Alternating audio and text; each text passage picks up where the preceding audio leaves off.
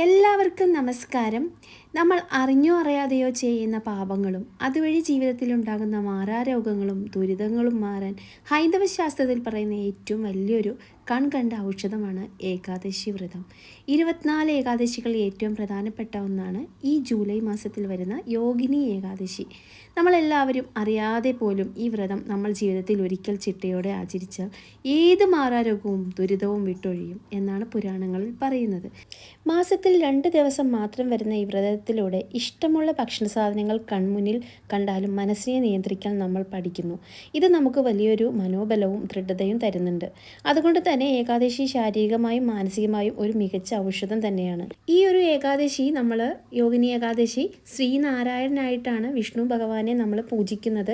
ആരാണ് നാരായണൻ? എല്ലാ ജീവജാലങ്ങളിലും കുടികൊള്ളുന്നവനാണ്. ജലത്തിൽ വസിക്കുന്നവൻ, ലോകം മുഴുവൻ വ്യാപിച്ചു കിടക്കുന്നവൻ, എല്ലാ ജീവജാലങ്ങൾക്കും ശാന്തിയും അഭയമൊക്കെ നൽകുന്നവനാണ് നാരായണൻ. ഈ വർഷത്തെ യോഗിനി ഏകാദശി എങ്ങനെ നോക്കണം എന്ന് നോക്കാം. 2026 ജൂലൈ 11 ശനിയാഴ്ചയാണ് യോഗിനി ഏകാദശി വ്രതം അനുഷ്ഠിക്കേണ്ടത്. തിഥി ആരംഭിക്കുന്നത് ജൂലൈ 10 വെള്ളിയാഴ്ച രാവിലെ 8:16 തിഥി അവസാനിക്കുന്നത് ജൂലൈ 11 ശനിയാഴ്ച പുലർച്ചെ 5:22 ഈ സമയപ്രകാരം കാരണമാണ് നമ്മൾ 2 രീതിയിൽ വ്രതം നോൽക്കുന്നത്. അതിൽ നിങ്ങൾ ഏതാണ് തിരഞ്ഞെടുക്കേണ്ടതെന്ന് ഞാൻ പറഞ്ഞുതരാം. അതായത് നിങ്ങൾ ഏത് ദിവസം വ്രതം നോൽക്കണം എന്ന് വെച്ചാൽ, അതായത് ജൂലൈ 10 വെള്ളിയാഴ്ച രാവിലെ 8:16 തിഥി തുടങ്ങുന്നതെങ്കിലും അന്നത്തെ പകൽ സമയം മുഴുവൻ ഏകാദശി തിഥിയാണ് ഉള്ളത്. അതുകൊണ്ട് നമ്മുടെ നാട്ടിലെ ഭൂരിഭാഗം ക്ഷേത്രങ്ങളിലും അതുപോലെ വീടുകളിലൊക്കെ സാധാരണ രീതിയിൽ വ്രതം നോൽക്കുന്ന അമ്മമാരും അതുപോലെ തന്നെ മറ്റുള്ളവരൊക്കെ ജൂലൈ 10 വെള്ളിയാഴ്ചയ്ക്ക് വ്രതം അനുഷ്ഠിക്കാറുണ്ട്. നമ്മുടെ കേരളത്തിൽ പൊതുവായ ക്ഷേത്ര കലണ്ടറുകളിൽ പിന്തുടരുന്നവർക്ക് വെള്ളിയാഴ്ച വ്രതം എടുക്കാം. അതല്ല, ജൂലൈ 11 ശനിയാഴ്ച സൂര്യോദയ സമയത്ത് ഏകാദശി തിഥി നിൽക്കാറുണ്ട്. അതുകൊണ്ട് കർശനമായിട്ടുള്ള വൈഷ്ണവ നിയമങ്ങൾ പാലിക്കുന്നവരും ഇസ്കോൺ നിയമങ്ങളൊക്കെ ഭക്തരൊക്കെ ഉണ്ടല്ലോ, അത് ശനിയാഴ്ച 11-ാം തീയതിയാണ് വ്രതം നോൽക്കുന്നത്. അപ്പോൾ ഇത് 2 ദിവസവും തെറ്റല്ല. അവരവരുടെ കുടുംബത്തിലെ നിങ്ങളുടെ ആചാരരീതി അനുസരിച്ചിട്ട് നിങ്ങൾക്ക് ഏത് ദിവസം വേണമെങ്കിലും വ്രതം എടുക്കാം കേട്ടോ. ഭഗവാന് പ്രാധാന്യം നമ്മുടെ മനസ്സിലെ ശുദ്ധിയും ഭക്തിയും ഒക്കെയാണ്. അപ്പോൾ അതുകൊണ്ട് നിങ്ങൾ നല്ല രീതിയിൽ വ്രതം എടുക്കാമെന്ന് മാത്രമേ ഉള്ളൂ. ഏകാദശി വ്രതത്തിൻ്റെ ഏറ്റവും പ്രധാനപ്പെട്ട ഒന്നാണല്ലോ വ്രതം അവസാനിപ്പിക്കുന്നത്, അഥവാ പാരണ സമയം. ഹരിവാസര സമയം കഴിഞ്ഞ് വ്രതം മുറിക്കുന്ന ഈ വർഷത്തെ ഹരിവാസര സമയം വരുന്നത് ശനിയാഴ്ച 12:07 മുതൽ ഞായറാഴ്ച രാവിലെ 10:32 വരെയാണ് കേട്ടോ. അതുകൊണ്ട് നിങ്ങൾ വ്രതം എടുക്കുന്ന ദിവസം അനുസരിച്ച് പാരണ വീടേണ്ട കൃത്യസമയം നോക്കണം. അപ്പോൾ ജൂലൈ 10 വെള്ളിയാഴ്ച വ്രതം നോൽക്കുന്നവരാണെങ്കിൽ തൊട്ടടുത്ത ദിവസമായ ജൂലൈ 11 ശനിയാഴ്ച ഉച്ചയ്ക്ക് 1:46 മുതൽ വൈകിട്ട് 4 മണി വരെയുള്ള സമയത്തിനുള്ളിൽ വ്രതം അവസാനിപ്പിക്കണം. അതല്ല, ജൂലൈ 11 ശനിയാഴ്ചയാണ് വ്രതം നോൽക്കുന്നതിന് തൊട്ടുള്ള ദിവസമായ ജൂലൈ 12 ഞായറാഴ്ച രാവിലെ 6:11 മുതൽ 8:43 വരെയുള്ള സമയത്തിനിടയ്ക്ക് വ്രതം അവസാനിപ്പിക്കണം. നമ്മൾ താമസിക്കണൊക്കെ സ്ഥലത്തെ സൂര്യോദയ വ്യത്യാസം അനുസരിച്ചായിരിക്കും കേട്ടോ ഇതിൽ മിനിറ്റുകളുടെയൊക്കെ ചെറിയ മാറ്റങ്ങളൊക്കെ വരും. അപ്പോൾ അതായത് നമുക്ക് പൂർണ്ണ ഉപവാസം അനുവദിക്കുന്നവർക്ക് മാത്രം എടുക്കുക. അസുഖമുള്ളവരോ അതിൽ പ്രായമായവരോ വയ്യാത്തവരോ ഗർഭിണികളൊക്കെ ഉണ്ടെങ്കിൽ അവരൊക്കെ മാറുക. ധാന്യഭക്ഷണങ്ങൾ, മത്സ്യമാംസാദികൾ, ധാന്യങ്ങൾ അങ്ങനെയുള്ളതെല്ലാം ഒഴിവാക്കിയിട്ട് ചെറിയ ചെറിയ പഴങ്ങൾ, പച്ചക്കറികളൊക്കെ കഴിച്ച് ഫ്രൂട്ട്സ്, പാല്, പഴം അങ്ങനെയൊക്കെ കഴിച്ചിട്ടൊക്കെ നമുക്ക് വ്രതം എടുക്കാം കേട്ടോ. ഭഗവാൻ മഹാവിഷ്ണുവിൻ്റെ പൂർണ്ണമായിട്ട് അനുഗ്രഹവും ഐശ്വര്യമൊക്കെ നിങ്ങൾക്ക് വരാനായിട്ട് ഈ ഒരു യോഗിനി ഏകാദശി വ്രതം എടുക്കുന്നത് വഴി നിങ്ങൾക്ക് എല്ലാവിധ അനുഗ്രഹങ്ങളും വന്നു ചേരും. അത് ഉറപ്പായിട്ടുള്ള കാര്യമാണ്. അപ്പോൾ വരാൻ പോകുന്ന ഈ യോഗിനി ഏകാദശി നാം എല്ലാവരും പൂർണ്ണ മനസ്സോടെ, പൂർണ്ണ ആരോഗ്യത്തോടെ, നല്ല മനസ്സോടെ, ചിട്ടയോടെ ആചരിക്കുക. നാരായണനുള്ളിൽ കുടിയിരുത്തി പ്രാർത്ഥിച്ചാൽ മാറാത്ത രോഗങ്ങളും ദുരിതങ്ങളും ഇല്ലാതാക്കുമെന്നതിൽ യാതൊരുവിധ സംശയമില്ല. അപ്പോൾ അതുപോലെ തന്നെ ഹൈന്ദവ വിശ്വാസപ്രകാരം ഏറ്റവും പവിത്രമായിട്ടുള്ള ഏകാദശികളിൽ ഒന്നാണ് ഈ യോഗിനി ഏകാദശി. ആഷാഢ മാസത്തിൽ വരുന്ന കൃഷ്ണപക്ഷത്തിലാണ് ഈ ഏകാദശി വരുന്നത്. നമ്മുടെ ശരീരത്തിലെയും മനസ്സിലെയും പാപങ്ങളും രോഗങ്ങളും പറ്റി ശുദ്ധി നൽകുന്ന ഒന്നാണ് ഈ വ്രതം. പൂർണ്ണമായിട്ട് വ്രതം എടുക്കാമെന്ന് പറയുമ്പോൾ നമുക്ക് ധാന്യങ്ങളും അരിയാഹാരങ്ങളൊക്കെ ഒഴിവാക്കിയിട്ട് പച്ചക്കറികളും ഫ്രൂട്ട്സൊക്കെ കഴിച്ചിട്ട് വ്രതം എടുക്കാം.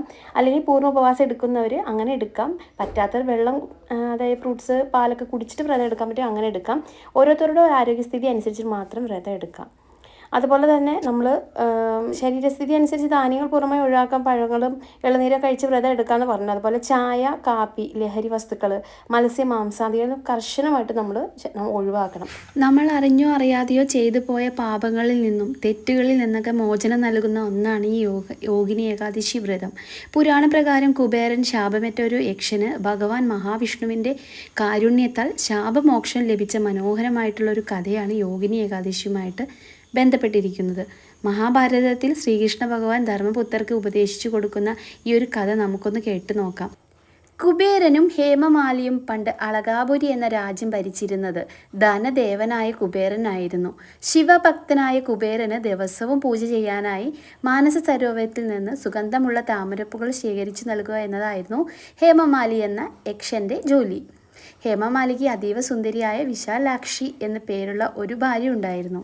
തൻ്റെ ഭാര്യയോടുള്ള അമിതമായ സ്നേഹം കാരണം ഹേമമാലി പലപ്പോഴും തൻ്റെ കടമകൾ മറന്നു പോകുമായിരുന്നു. കടമ മറന്ന യക്ഷനും കുബേരൻ്റെ കോപവും ഒരിക്കൽ പതിവ് പോലെ രാവിലെ പൂജാപുഷ്പങ്ങൾ ശേഖരിക്കാൻ പോയ ഹേമമാലി ഭാര്യയുടെ സൗന്ദര്യത്തിൽ മയങ്ങി തിരികെ കൊട്ടാരത്തിൽ വരാൻ മറന്നുപോയി. അവിടെ കൊട്ടാരത്തിൽ കുബേരൻ പൂജയ്ക്കായിട്ട് കാത്തിരിക്കുകയാണ്. ഉച്ചയായിട്ട് പൂക്കളെത്തിയില്ല. കോപിഷ്ഠനായിട്ട് കുബേരൻ ഭടന്മാരെ വിട്ട് ഹേമമാലിയെ വിളിച്ചു വരുത്തി. കാമമോഹിതനായി തൻ്റെ കടമയും ഈശ്വര പൂജയും മറന്ന ഹേമമാലിയെ കണ്ടപ്പോൾ കുബേരൻ ദേഷ്യം വന്നു. അത് ദേഷ്യം നല്ല രീതിയിൽ രട്ടിച്ചു. കുബേരൻ അവനെ കഠിനമായി ശപിച്ചു. ഭാര്യയോടുള്ള മോഹം കാരണം ഈശ്വരകാര്യം മറന്ന നീ ഈ നിമിഷം മുതൽ നിന്റെ ദിവ്യരൂപം നഷ്ടപ്പെട്ട് കുഷ്ഠരോഗബാധിതനായി ഭൂമിയിൽ പോയി ജനിക്കട്ടെ. നിന്റെ പ്രിയപ്പെട്ട ഭാര്യയിൽ നിന്നും നീ വേർപെടുകയും ചെയ്യും എന്ന് അദ്ദേഹം അയാളെ ശപിച്ചു. ശാപമേറ്റ ഉടൻ തന്നെ ഹേമമാലി അളകാപുരിയിൽ നിന്നും ഭൂമിയിലേക്ക് പതിച്ചു. അവൻ്റെ ശരീരം മുഴുവൻ രോഗം ബാധിച്ചു ചീഞ്ഞു നാറാൻ തുടങ്ങി. വിശപ്പും ദാഹവും രോഗപീഠകളും കാരണം അവൻ വല്ലാതെ കഷ്ടപ്പെട്ടു. എങ്കിലും പൂർവ്വജന്മത്തിലെ പുണ്യം കൊണ്ട് അവൻ്റെ മനസ്സിലെ ഈശ്വര ചിന്ത നഷ്ടപ്പെട്ടു. അങ്ങനെ വനത്തിലൂടെ അലഞ്ഞു തിരിയുന്നതിനിടയിൽ അവൻ ഹിമാലയ സാനുക്കളിൽ വെച്ച് തപസ് ചെയ്യുന്ന മാർക്കണ്ഡേയ മഹർഷിയുടെ ആശ്രമത്തിൽ എത്തിച്ചേർന്നു. മഹർഷിയുടെ പാദങ്ങളിൽ വീണ് അവൻ തൻ്റെ തെറ്റുകൾ ഏറ്റു പറഞ്ഞു കരഞ്ഞു. യോഗിനി ഏകാദശിയും ശാപമോക്ഷയും ഹേമമാലിയുടെ സങ്കടവും കണ്ട മാർക്കണ്ഡേയ മഹർഷിക്ക് അവനോട് കരുണ തോന്നി. മഹർഷി പറഞ്ഞു, ഹേ യക്ഷ, നീ നിന്റെ കടമയിൽ വീഴ്ച വരുത്തിയത് വലിയ തെറ്റാണ്. എങ്കിലും പശ്ചാത്തപിക്കുന്ന നിനക്ക് ഞാനൊരു വഴി പറഞ്ഞു തരാം. ആഷാഢമാസത്തിലെ കൃഷ്ണപക്ഷത്തിൽ വരുന്ന യോഗിനി ഏകാദശി നീ തികഞ്ഞ ഭക്തിയോടെ വ്രതമനുഷ്ഠിക്കുക. നിന്റെ എല്ലാ പാപങ്ങളും അതോടെ ഇല്ലാതാകും. മഹർഷിയുടെ വാക്കുകൾ കേട്ട് ഹേമമാലി പൂർണ്ണമായ വ്രതശുദ്ധിയോട് യോഗിനി ഏകാദശി വ്രതം നോക്കുകയും മുഴുവൻ ഉപവസിച്ച് ഭഗവത് നാമങ്ങൾ ജപിക്കുകയും ആ വ്രതത്തിൻ്റെ പുണ്യം കൊണ്ട് അവൻ്റെ ശരീരത്തിലെ രോഗങ്ങളെല്ലാം പൂർണ്ണമായിട്ട് മാറി അവൻ വീണ്ടും പഴയതുപോലെ അതീവ സുന്ദരനായ യക്ഷകനായി മാറി. ശാപമോക്ഷം ലഭിച്ച് അവൻ്റെ അളകാപുരിയിലേക്ക് തിരികെ പോവുകയും തൻ്റെ ഭാര്യയുമായി സന്തോഷത്തോടെ ഒന്നിച്ച് ജീവിക്കുകയും ചെയ്തു. ഗുണപാഠം എന്ന് പറയുന്നത് കൂട്ടുകാരെ, നമ്മൾ ചെയ്യുന്ന ജോലികൾ കൃത്യമായി ചെയ്യേണ്ടത് പ്രാധാന്യവും ഈശ്വര വിശ്വാസത്തോടെ പ്രാർത്ഥിച്ചാൽ എത്ര വലിയ ദുരിതങ്ങളിൽ നിന്ന് നമുക്ക് മോചനം ലഭിക്കുമെന്നും ഈ കഥ നമ്മെ പഠിപ്പിക്കുന്നു. ഈ ഒരു യോഗിനി ഏകാദശി വ്രതം നോൽക്കുന്നവർക്ക് 88,000 ബ്രാഹ്മണർക്ക് സദ്യ നൽകിയതിന് തുല്യമായ പുണ്യമാണ് ലഭിക്കുക എന്നാണ് പുരാണങ്ങളിൽ പറയുന്നത്. അറിഞ്ഞോ അറിയാതെയോ ചെയ്തു പോയ തെറ്റുകൾ അകറ്റാൻ ഈ വ്രതം എല്ലാവരും പ്രാർത്ഥിച്ച് വ്രതമെടുക്കുക. ഈ കഥ നിങ്ങൾക്ക് ഇഷ്ടമായെന്ന് വിശ്വസിക്കുന്നു. ഭക്തിപൂർവ്വം ഈ വ്രതം അനുഷ്ഠിക്കുന്നവർക്ക് ദുഃഖങ്ങളും ദുരിതങ്ങളും കുറയ്ക്കുകയും മനസ്സിന് സമാധാനവും ജീവിതത്തിൽ ഐശ്വര്യവും ലഭിക്കുമെന്നാണ് പറയുന്നത്. ഈ ദിവസം നിങ്ങൾ അതിരാവിലെ ബ്രഹ്മമുഹൂർത്തത്തിൽ തന്നെ നേരത്തെ എഴുന്നേറ്റ് കുളിച്ച് ശുഭ്രവസ്ത്രമൊക്കെ ധരിച്ച് ശുദ്ധിയാവുക.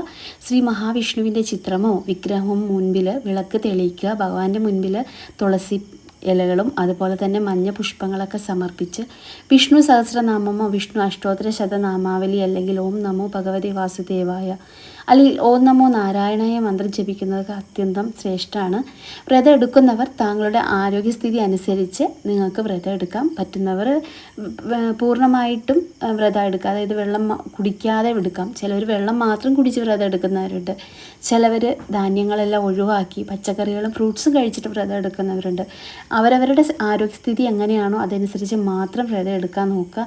ഈ ദിവസം ദരിദ്രർക്ക് ദാനം നൽകുകയോ പക്ഷികൾക്ക് മൃഗങ്ങൾക്കൊക്കെ ഭക്ഷണം നൽകുകയൊക്കെ ചെയ്യുന്നത് മഹാപുണ്യകരമാണ്.